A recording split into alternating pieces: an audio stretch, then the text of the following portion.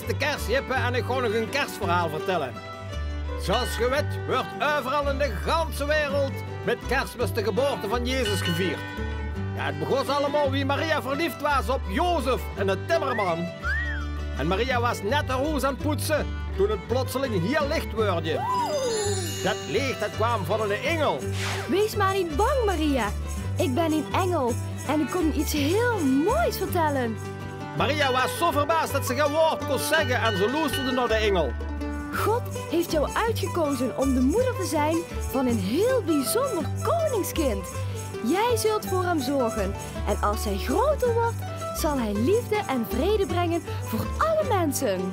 Wow, toen de engel was verdwenen liet Maria haar poetsspullen liggen en ze vertelde alles aan haar Jozef.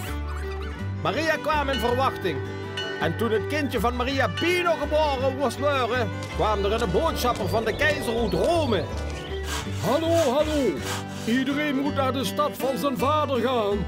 De keizer van Rome wil tellen hoeveel Joden er in Israël wonen. Maria en Jozef moesten op reis naar Bethlehem, want daar woonden hun vaders. En ze gingen op een ezel. Toen ze na een lange en zware tocht aankwamen, toen waren nog alle herbergen vol. Na lang zoeken vonden ze eindelijk in een stal waar ze konden blijven slapen. En ze slepen tussen de ezel en een os. En dat stonk.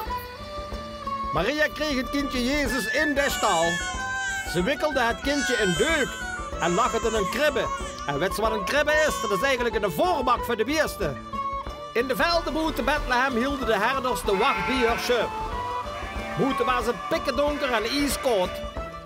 Plotseling verscheen de engel en de zei: Hallo herders, ik heb goed nieuws voor jullie. Er is een kindje geboren in een stal. Hij heet Jezus.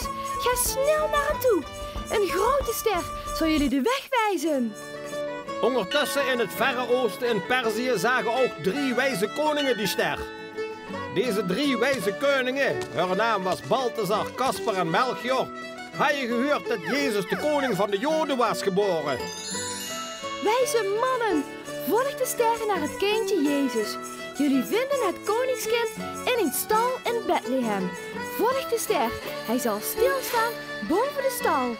Toen ze eindelijk bij de stal aankwamen, gaven de 3 wijzen Jezus cadeautjes.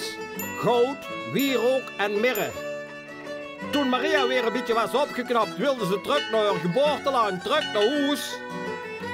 Maar toen Herodes hoorde dat de 3 wijzen bij Jezus waren geweest, werd hij er giftig.